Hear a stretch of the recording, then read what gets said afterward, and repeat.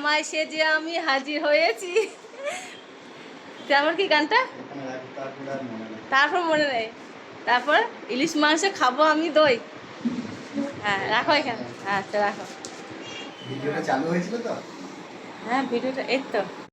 আজ হচ্ছে জামাই আর শাশুড়ির মধ্যে নতুন সম্পর্ক, মানে জামাই শ্বশুর। সকলকে জানাই জামাই শ্বশুর অনেক অনেক শুভেচ্ছা। সকলে ভালো থেকো, তা যখন ওই ঘরে আমার জামাই রয়েছে। এটা আমার নতুন পেজ, তাই তোমরা জানো না। আমার যেটা পুরনো পেজ ছিল তারা সকলেই জানে যে আমার জামাই রয়েছে।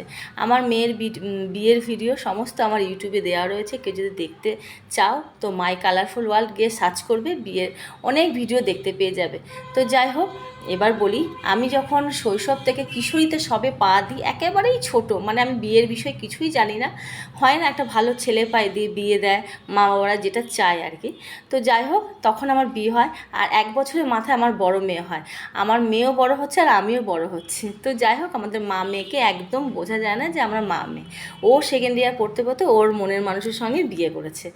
তো যাই হোক, আমরা সকলেই সেটাকে ভালোবেসে মেনে নিয়েছি। পরে প্রথম হয়তো মানতে চায় না, পরে ভালোবেসে আচার অনুষ্ঠান করে রীতি করে সুন্দর করে তাকে বিয়েটা দিয়েছি। তো যাই হোক, আর আমি এই রীতি রেওয়াজগুলো খুব পছন্দ করি, ভালোবাসি। যতদিন আমার মা ছিল ততদিন আমার মা আমাদের করেছে, এবং এখন আমার মা নেই, আমি এগুলোকে প্রচুরভাবে মিস করি। কিন্তু এদেরকে আমি কখনোই ধরা দিই না যে এরা কখনো যেন মিস করে না। যতদিন আমি বেঁচে আছি, সুস্থ আছি, স্বাভাবিক আছি, ততদিন যেন আমি এই নিয়ম শৃঙ্খলা ওদের করতে পারি, এবং যেন ওরা যেন ভালোবেসে সেটাকে গ্রহণ করতে পারে।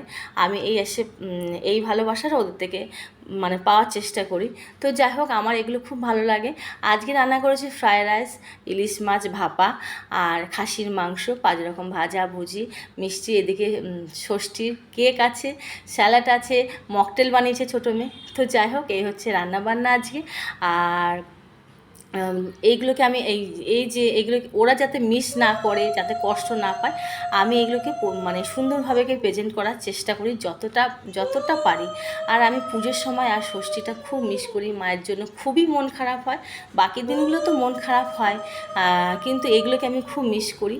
যাতে আমার এই কষ্টটা দূর করার জন্য আরও বেশি করে করি, যাতে আমার এই কষ্ট যেন একদমই মনে না হয়। আমি এদের মধ্যে মাকে খুঁজে পাই। মাকে হারানোর যন্ত্রণা যে কতখানি, সারা জীবন যখন বেঁচে থাকবো আমার এই মায়ের কথা সবসময় মনে থাকবে। তো যাই হোক, ওরা যেন ভালো থাকে, সুস্থ থাকে, আমি সবসময় যেন বলি। আর আমাকে যেন একটু সম্মান, একটু ভালোবাসা, আমি ওদের থেকে কোনো কিছুই চাওয়া পাওয়া নেই।